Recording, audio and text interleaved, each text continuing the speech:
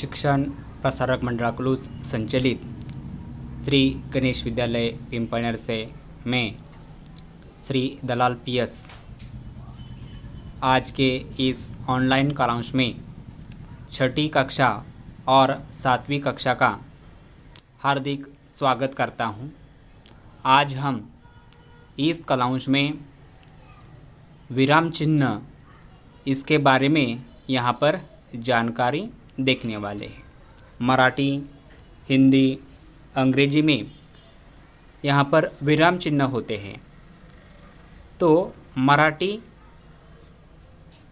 अंग्रेजी और हिंदी में सभी विराम चिन्ह एक समान है, परंतु मराठी और हिंदी में जो पूर्ण विराम है इनका जो चिन्ह है यहाँ पर अलग रूप में है।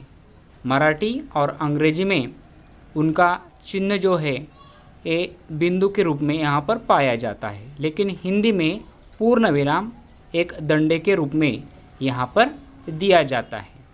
तो आज हम यहाँ पर विराम चिन्ह की जो भेद है इसके बारे में यहाँ पर जानकारी देखने वाले हैं। तो देखो, विराम गलत विराम चिन्ह के कारण जो वाक्य है इस वाक्य के अर्थ में यहाँ पर बदलाव आता है। इनके कारण लिखते समय और बोलते समय विराम चिन्ह महत्वपूर्ण है। तो हम यहाँ पर उदाहरण देखते हैं। देखो, यहाँ पर जो वाक्य है यहाँ पर तुम गौर से सुनो और इनके साथ साथ पढ़ो। देखो, रुको मत जाओ। पहला वाक्य क्या है? रुको मत जाओ। दूसरा वाक्य है रुको मत जाओ। देखो, दोनों वाक्य लिखने में एक समान है, लेकिन यहाँ पर क्या भेद है? तो यहाँ पर विराम चिन्ह रुको उनके आगे यहाँ पर अल्प विराम यहाँ पर दिया गया है, रुको मत जाओ। और दूसरे वाक्य में रुको मत अल्प विराम दिया है, जाओ। तो यहाँ पर इस अल्प विराम के कारण वाक्य के अर्थ में क्या क्या हुआ है? बदलाव आया है। देखो, क्या बदलाव आया है? तो देखो, यहाँ पर रुको मत जाओ इसमें रुकने के लिए कहा गया है, और रुको मत जाओ इस वाक्य का अर्थ है जाने के लिए कहा गया है। तो विराम चिन्ह के कारण यदि गलत जगह पर विराम चिन्ह का इस्तेमाल किया गया तो वाक्य के यहाँ पर क्या हो जाता है? अर्थ यहाँ पर बदल जाता है। ये ध्यान में रखो। इसीलिए विराम चिन्ह का उपयोग अच्छी तरह से यहाँ पर होना चाहिए, इनके कारण उनके अर्थ में बदलाव न हो। तो देखो, हम यहाँ पर विराम चिन्ह की परिभाषा यहाँ पर देखते हैं कि विराम चिन्ह की क्या परिभाषा है। इसके बारे में यहाँ पर जानकारी देखेंगे। किसी भी वाक्य उसके आशय को स्पष्ट करने के लिए वाक्य में योग्य स्थान पर रुकने के लिए जिन चिन्ह का प्रयोग किया जाता है उन्हें विराम चिन्ह कहते हैं। हिंदी भाषा में निम्नलिखित विराम चिन्हों का प्रयोग यहाँ पर किया जाता है। देखो, कौन कौन से विराम चिन्ह हैं, इनके भेद देखेंगे। पूर्ण विराम, अर्ध विराम, अल्प विराम, प्रश्नवाचक चिन्ह, अवतरण या उद्धरण चिन्ह, विस्मयादिबोधक चिन्ह, योजक चिन्ह, कोष्टक चिन्ह, विवरणात्मक चिन्ह और एक हरा अवतरण चिन्ह।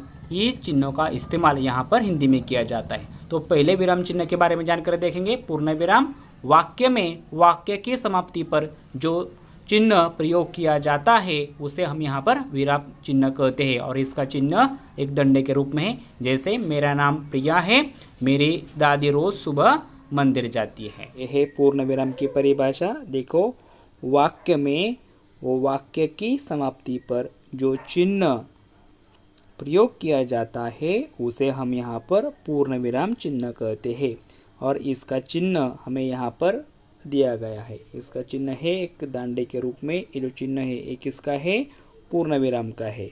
और इनका उदाहरण देखेंगे। जैसे मेरा नाम प्रिया है, इस वाक्य के अंत में जो चिन्ह दिया गया है कौन सा है? पूर्ण विराम।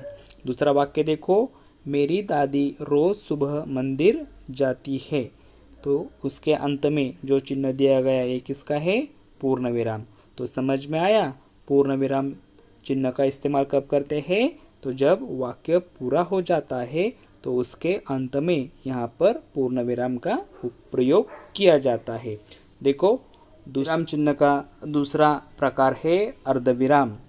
पूर्ण विराम की अपेक्षा कम अवधि के लिए रुकने पर प्रयोग में लाए जाने वाले चिन्ह को अर्धविराम चिन्ह कहते हैं और इसका चिन्ह ए है।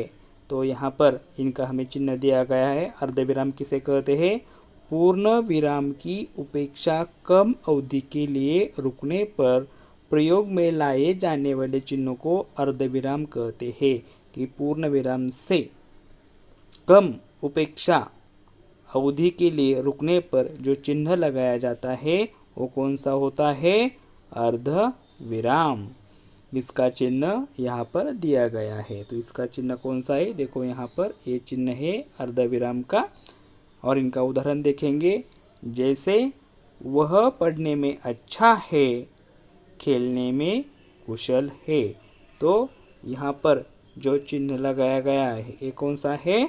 अर्धविराम है। यानी कि दो वाक्य को, छोटे वाक्यों के यहाँ पर जोड़ने के लिए इस अर्धविराम का प्रयोग यहाँ पर करते हैं। ये ध्यान में रखो। यानी कि पूर्ण विराम की अपेक्षा कम अवधि के लिए रुकने पर इस चिन्ह का यहाँ पर प्रयोग किया जाता है। तो यहाँ पर हम जो अगला तीसरा विराम चिन्ह है इसके बारे में यहाँ पर जानकारी देखेंगे। देखो, विराम चिन्ह का तीसरा प्रकार है अल्पविराम।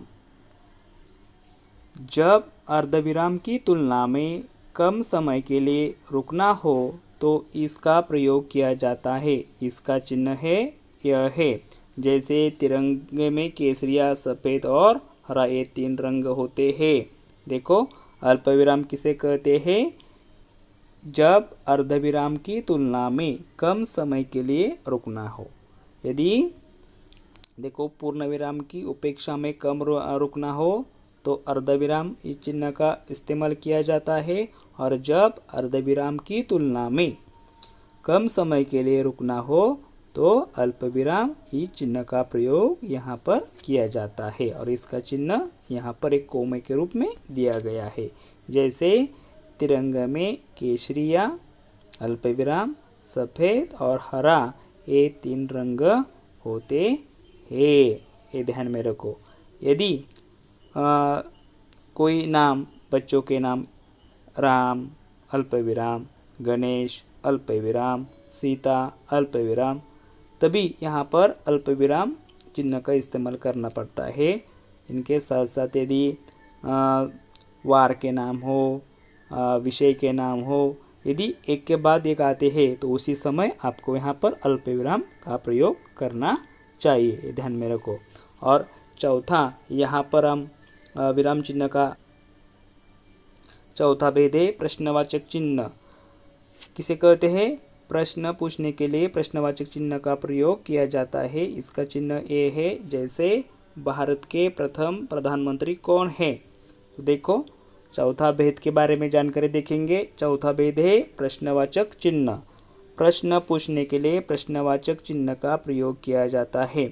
और इसका चिन्ह यहाँ पर दिया गया है कि जब वाक्य में प्रश्न पूछा गया है तो उसके अंत में प्रश्नवाचक चिन्ह दिया जाता है। जैसे भारत के प्रथम प्रधानमंत्री कौन है, और यहाँ पर प्रश्न पूछा गया है तो इसके अंत में हमें यहाँ पर जो चिन्ह दिया गया है कौन सा है? प्रश्नवाचक चिन्ह यहाँ पर लगाया जाता है। विराम चिन्ह का पांचवा जो प्रकार है अवतरण या उद्धरण चिन्ह। वाक्य में किसी के द्वारा कहे गए कथन या किसी महापुरुष की वाणी को उद्धत करने पर प्रयुक्त चिन्ह को अवतरण या उद्धरण चिन्ह कहते हैं। इसका चिन्ह इस प्रकार का है। जैसे रोहन बोला, हम सनी को अपनी टीम में लेंगे। देखो, जो पांचवा विराम चिन्ह का प्रकार देखने वाले ये है अवतरण। उन्हें यहाँ पर उद्धरण चिन्ह भी कहा जाता है। वाक्य में किसी के द्वारा कहे गए कथन या किसी महापुरुष की वाणी को उद्धृत करने पर प्रयुक्त चिन्ह को यहाँ पर अवतरण या उद्धरण चिन्ह कहते हैं। और इसका चिन्ह यहाँ पर दिया गया है। और जैसे उदाहरण देखेंगे तो जब किसने किससे कहा, तो ऐसे वाक्य होते। जो वाक्य कहा है वो अवतरण चिन्ह में यहाँ पर लिखा होता है। जैसे रोहन बोला हम सनी को अपने टीम में लेंगे, और हम से लेकर लेंगे तक जो चिन्ह है यहाँ पर कौन सा चिन्ह दिया गया है, अवतरण चिन्ह यहाँ पर दिया गया है। देखो यहाँ पर विराम चिन्ह का जो 6 प्रकार है इसके बारे में हम यहाँ पर जानकारी देखेंगे। देखो, विस्मयादिबोधक चिन्ह किसे कहते हैं? वाक्य में बातचीत करते समय हर्ष, शोक, क्रोध और आश्चर्य के भाव को प्रकट होते हैं, ऐसे भाव प्रकट करने के लिए हम विस्मयादिबोधक चिन्ह का प्रयोग करते हैं।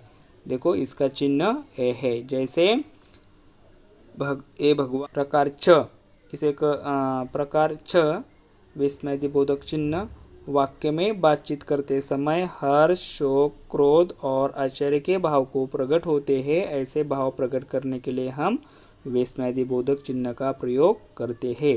इसका चिन्ह इस प्रकार का है। जैसे ए भगवान अब क्या होगा।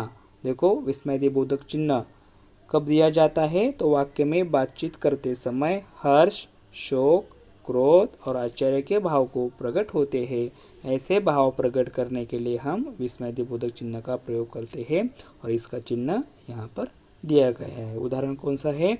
जैसे ए भगवान अब क्या होगा।